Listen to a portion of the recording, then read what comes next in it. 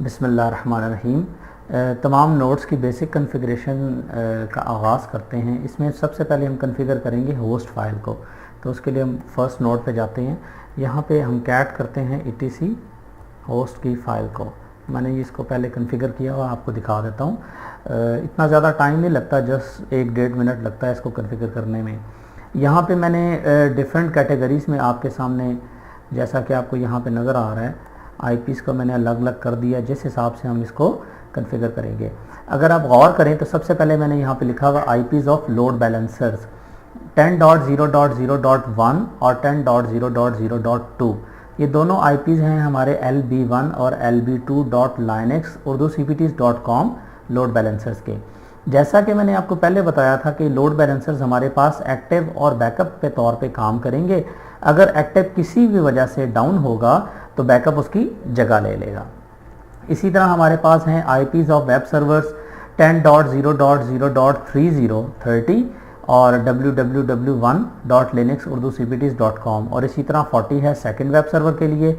ये web servers आप multiple कर सकते हैं, 2 तो हमने टेस्ट करने के लिए किए हैं, मिनिमम 2 होने चाहिए लोड बैलेंसिंग के लिए। अदरवाइज़ आप इसको अप टू योर रिक्वायरमेंट आप इसको बढ़ा सकते हैं। इसी तरह डीबी सर्वर्स जो कि माई सीक्वल डाटाबेस सर्वर होंगे, उनके आईपीज़ हमने यहाँ पे दिए हैं 10.0.0.50, 50 और 51 और इसी तरह उनके नाम DB1 और DB2 linuxurducpts.com।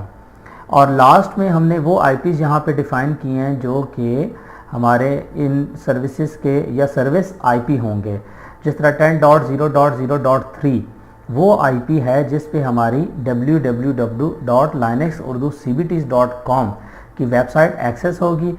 और इसी तरह है 10.0.0.190 जो कि डेटाबेस का सर्विस आईपी है और हाईली अवेलेबल, क्योंकि हमने माई सीक्वल डेटाबेस की हैं या इंशाल्लाह करेंगे, तो जो आईपी अवेलेबल होगा उन दोनों सर्वर्स पे, यानी कोई भी सर्वर अगर डाउन हो जाए तो दूसरे के ऊपर इस आईपी के ज़रिए हम ऑटोमेटिकली एक्सेस करेंगे और क्लाइंट को पता ही नहीं चलेगा।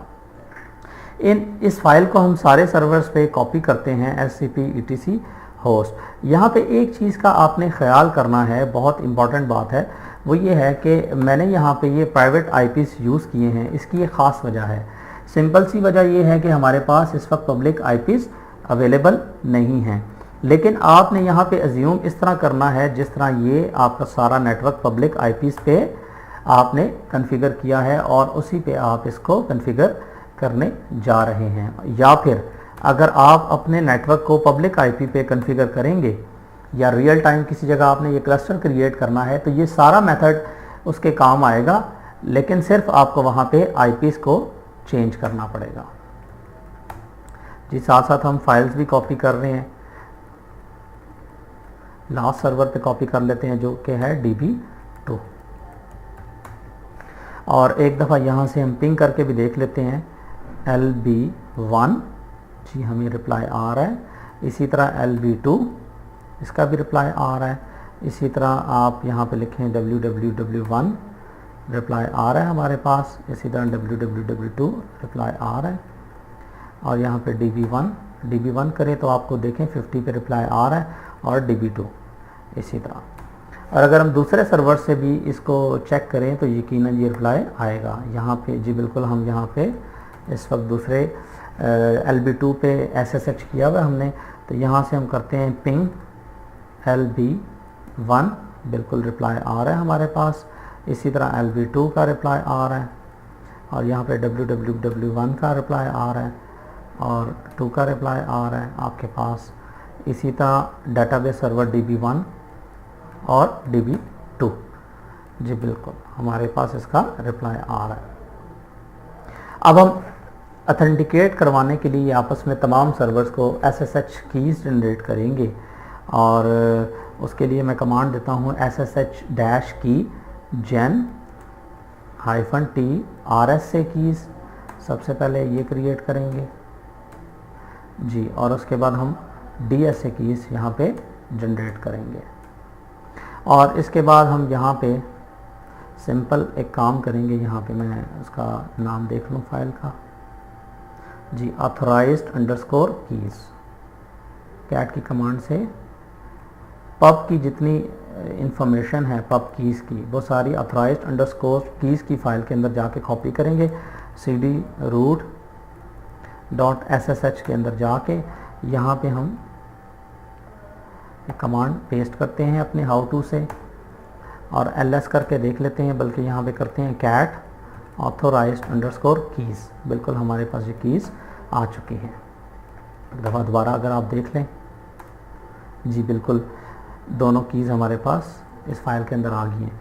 अब यहाँ से हम बाहर निकलते हैं और यहाँ से हम सिंपल SCP करेंगे -r के ऑप्शन के साथ .ssh और कहाँ पे करेंगे जी, lb2:root यहाँ पे, जिसने कीज़ कॉपी कर दी हैं। इसी तरह हम अपने दूसरे सर्वर्स पे भी www इस पे हमने कॉपी कर दी, www1 पे भी कॉपी करते हैं, वेब सर्वर 1 पे, इसी तरह db1 और db2 पे भी ये फाइल्स, सॉरी मैंने यहाँ पे इसको 2 दफ़ा लिख दिया है जी, कॉपी हो गई है। और यहाँ पे हम db2 पे भी ये कॉपी कर लेते हैं। और इसके बाद हम यहाँ पे एक बहुत इम्पॉर्टेंट स्टेप है, उसको हमने करना है ssh की स्कैन -t rsa और lb1 lb2 ww1 web2 db1 और db2, तो ये सब का स्कैन करके उसने हमें दिखा दिया है। और इसी तरह हम जो सेकंड हमारे पास है DSA की, उसको भी हम स्कैन करेंगे। अब यहाँ से हम चेक करते हैं लॉगिन करके SSH LB2, तो बिल्कुल इसने यहाँ पे इसको शिफ्ट कर दिया है। और यहाँ से एग्ज़िट करते हैं SSH www1, ये भी इसने कर दिया है। और एक चीज़ ज़रूरी है जो आपने फ़र्स्ट टाइम करनी है, जो कि हम यहाँ पे कर रहे हैं, कि आपने एक दफ़ा तमाम नोड्स के ऊपर SSH करके देख लेना है, ताकि यहाँ पे आपको क्लियर हो जाए कि ये SSH आपस में कर रहे हैं db2।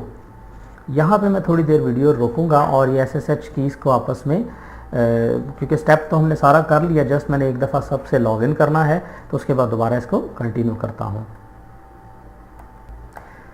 जी। एक दफ़ा हमने सारे नोड्स पे एक दूसरे के ऊपर SSH करके इसको ओके कर लिया।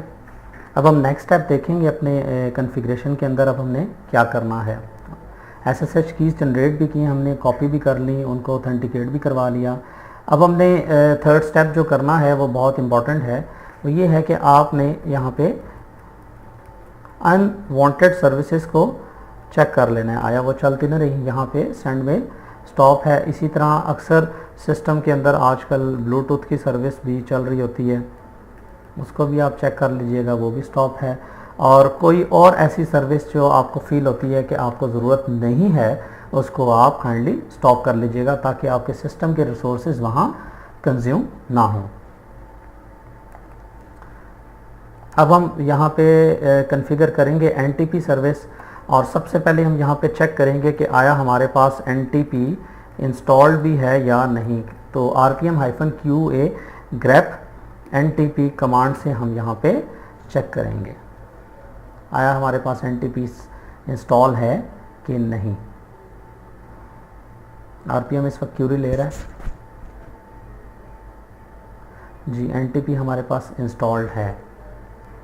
vim etc ntp.conf की फ़ाइल है हमारे पास, जिसके अंदर आपकी सारी NTP कॉन्फ़िगरेशन होती है। सर्वर की कॉन्फ़िगरेशन के लिए आपने हमेशा याद रखना है, इन सारी चीज़ों को आप यहाँ से क्लोज़ कर दें और सिर्फ ये restrict 127 को ओपन रहने दें, ये सर्वर के लिए सारे क्लोज़ कर दें। और ये जो है आपके पास वैल्यू सर्वर 127.127.1.0 इसको आपने इनेबल रखना है, और यहाँ से restrict 127.0.0.1 इन दो को आपने इनेबल रखना है, अदरवाइज़ बाकी सारी और ये जो आपके पास नीचे हैं इनको आपने एज इट इज़ छोड़ देना है। यहाँ पे इस फाइल को हम करेंगे सेव, और NTP सर्विस को हमने करना है NTPD स्टार्ट। स्टार्ट कर दिया और चेक कॉन्फ़िग के साथ कॉन्फ़िग NTPD ऑन कर लेना है, ताकि हमारा जब सर्वर स्टार्ट हो तो इसके ऊपर ये सर्विस स्टार्ट हो। वॉच NTPQ-P-N की कमांड से हम यहाँ पे चेक कर सकते हैं। यहाँ पे जिस वक्त स्टैटिक आपके सामने आ जाएगा इससे पहले, तो इसका मतलब है कि अब आपका सर्वर यहाँ पे सिंक्रोनाइज हो चुका है। NTP सर्वर थोड़ा सा टाइम लेगा सिंक्रोनाइजेशन में, तो इतनी देर में हम बाकी सर्वर्स पे भी इसको कॉन्फ़िगर कर लेते हैं। NTP को और SSH LB2 पे जाते हैं। सबसे पहले यहाँ पे हम RPM-QA grep NTP इसको चेक करते हैं, हमारे पास इंस्टॉल्ड है, यकीनन इंस्टॉल होगी जी, इंस्टॉल है। इसको इस तरह करते हैं vim etc ntp.conf और यहाँ पे हमने सिंपल ये सारे जो ऑप्शंस हैं इनको यहाँ पे हमने करना है कमेंट, ख़ास तौर पे ये सर्वर्स की ऑप्शन को। ये सारे आपने कमेंट कर लिए और यहाँ पे हमने वापस आना है, जहाँ पे हमने लिखा हुआ देख रहे हैं सर्वर 0.centos.pol.ntp.org। यहाँ पे हम लिखेंगे सर्वर और अपने सर्वर का यहाँ पे IP हम लिखेंगे। इसको हम यहाँ पे करते हैं सेव और अगेन NTP सर्विस को हम स्टार्ट करेंगे इस सर्वर के ऊपर। चेक कॉन्फ़िग NTPD ऑन, ये हमने कर दिया। और एक दफ़ा अगर हम, बल्कि यहाँ से हम सिंपल ये करते हैं SCP करते हैं इस फाइल को दूसरे सर्वर्स पे 1:etc जी, इसने कर दिया। SCP करने का मकसद बेसिकली ये है क्योंकि सब सर्वर्स पे हमने ये सेम फाइल ही इसी तरीके से कॉन्फ़िगर करनी है, तो यहाँ से हम इसको SCP कर देते हैं और यहाँ से SSH करते हैं हम, बल्कि यहाँ से नहीं, हम थर्ड अपने शेल पे चले जाते हैं, SSH करते हैं हम यहाँ से www1 पे और यहाँ से etc NTPD स्टार्ट करते हैं और चेक कॉन्फ़िग की ऑप्शन के साथ NTPD ऑन कर लेते हैं। नेक्स्ट टर्मिनल पे जाते हैं SSH www2 और यहाँ से हम अगेन NTP सर्विस स्टार्ट करते हैं और उसी तरह चेक कॉन्फ़िग NTPD ऑन कर देते हैं। यही स्टेप हम लास्ट 2 सर्वर्स के साथ करेंगे। DB1, अच्छा यहाँ पे हम करेंगे etc NTPD start chk config NTPD on और यहाँ पे हम अपने लास्ट सर्वर के साथ भी यही काम करते हैं। हम इस सर्विस को स्टार्ट करते हैं chk config NTPD ऑन। अपने फर्स्ट सर्वर पे आएंगे तो सॉरी, यहाँ पे सेकंड पे आते हैं। यहाँ पे हम करते हैं वॉच NTPQ-P-N की कमांड के साथ। तो यहाँ पे सर्वर तो दिखा रहा है ये, लेकिन अभी तक इसने इसको सिंक्रोनाइज नहीं किया, थोड़ा सा टाइम लेगा। हम फर्स्ट सर्वर पे वॉच NTPQ-N करें तो अब यहाँ पे हमारे पास ये आ चुका है। इसका एक और तरीका है NTP date-u 10.0.0.1 के साथ आप अगर काम करें तो आपको सिंक्रोनाइज़ करके ये दे देगा, लेकिन अभी थोड़ा सा ये टाइम लेंगे क्लाइंट्स पे ये सिंक्रोनाइज़ होने पे। तो हम फर्स्ट पे अपने सर्वर पे जाते हैं और नेक्स्ट स्टेप देखते हैं हमने क्या करना है। अपने हाउ टू में जाके हम यहाँ पे चेक करते हैं जी। NTP हमने अल्हम्दुलिल्लाह कॉन्फ़िगर कर दिया है जी। अब इसके बाद हमारा LVS का सेटअप होगा इंशाल्लाह, उसको हम नेक्स्ट वीडियो में इंशाल्लाह डिस्कस करेंगे।